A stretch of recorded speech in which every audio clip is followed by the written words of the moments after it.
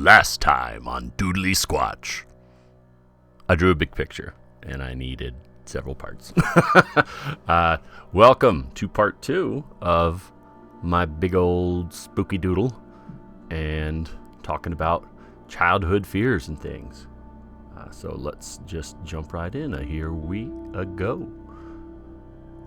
So, next bit of this, I decided to just get it one big bit of gray so I could work on it all as one, and I think I even go back and do a whole lot more inking.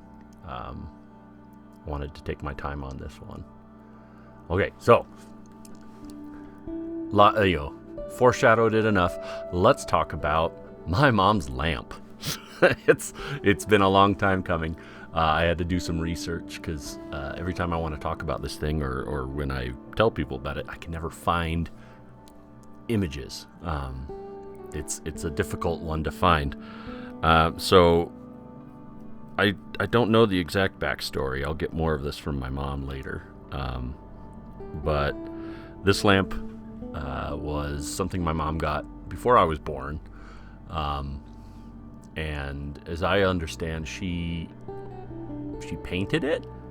So it may have been like a blank or something like that, and then she painted herself, or it was already kind of old and so she just restored it. Might have been part of a class.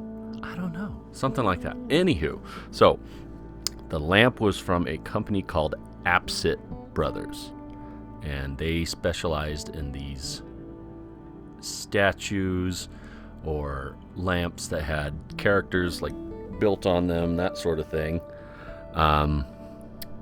It was founded in 1970, and they designed and manufactured decorative statuary, including lamps. I think what they were most known for were like nautical sort of scenes, so either like big boats with a lamp, or like a cross section with a sort of weathered looking captain in a raincoat. But they to me, in the way I had to go digging trying to find it, they have this sort of like caricature-esque look to them. So it's not realistic. It's more like a cartoon come to life, that kind of thing. And the one my mom had was this little Indian fella, and Native American, First Peoples, whichever label conjures up the correct image. But it's just this little fella. He's got his arms folded. He's got big thick eyebrows, and just almost like a pot belly. He just didn't look precisely normal.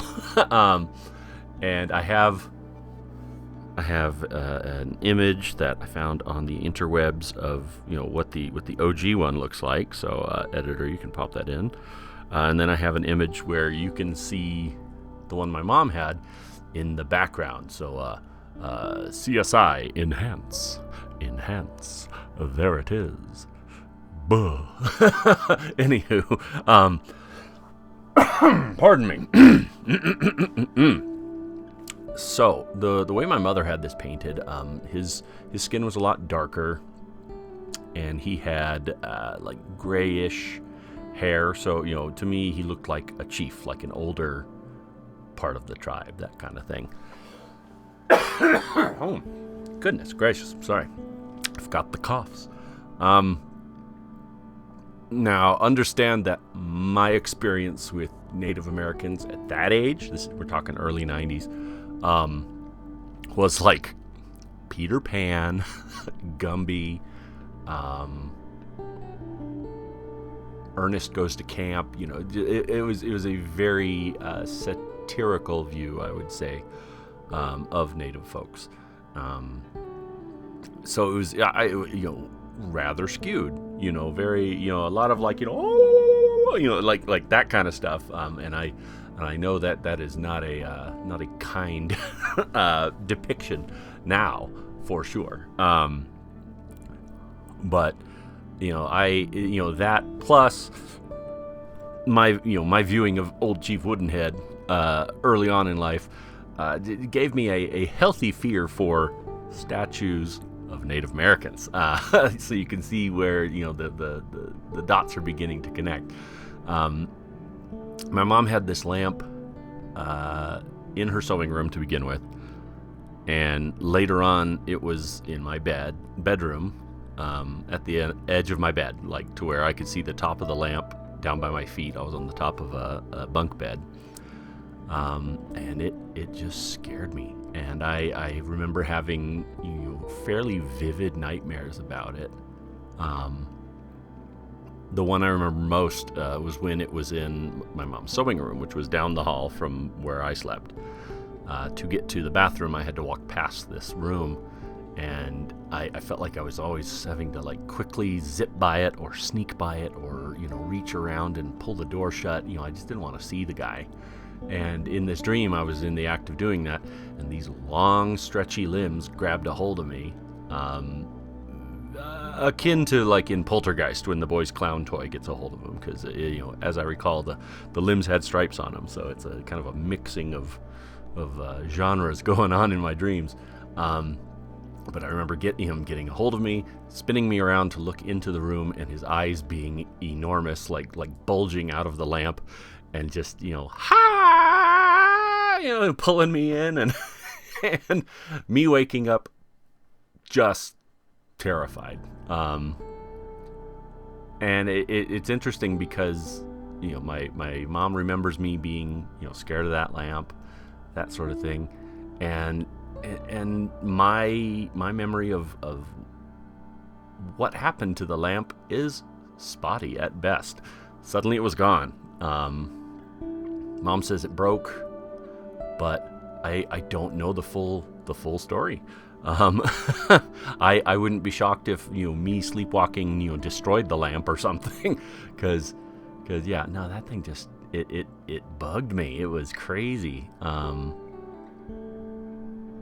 But that being the first, I guess, kind of like supernaturally thing that frightened me, other than robbers or earthquakes, quicksand, that sort of stuff that you can experience in real life, rather than something born out of the head of someone else. So it's at the time, when I was a child, my dad was a big fan of Stephen King, so I was familiar with the covers of his books, not the content.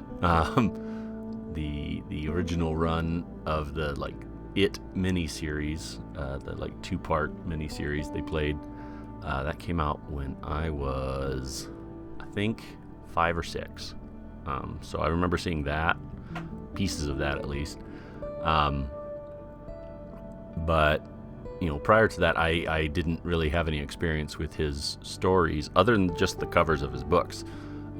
So I thought The Stand was about a dude with a sword fighting a monster with a sword, if you remember that old cover. Or I thought It was about like a scary chicken underwater, and like under a sewer grate, because that's what the cover looked like. All sorts of stuff like that. So it's kind of funny to think back now. I remember my dad giving me Eyes of the Dragon when I was probably in like 4th or 5th grade. He's like, Stephen King wrote this for his son. It's a fantasy story, so it's not scary. So you should give it a go. And golly, it took me a while to finally read it. And it's a good story. It's fine. You can tell where Stephen could have gone darker in spots than he chose not to, but it's an interesting story. It almost has like a Count of Monte Cristo feel to it.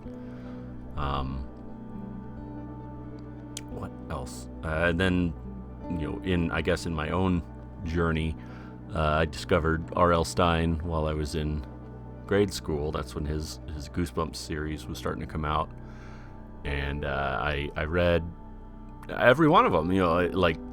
I could tell when things were starting to go off the rails, when they had the little choose your own adventure style stories coming out. And by the time Monster Blood 4 came out, I'm like, oh, okay, I think the old idea train is coming to a stop.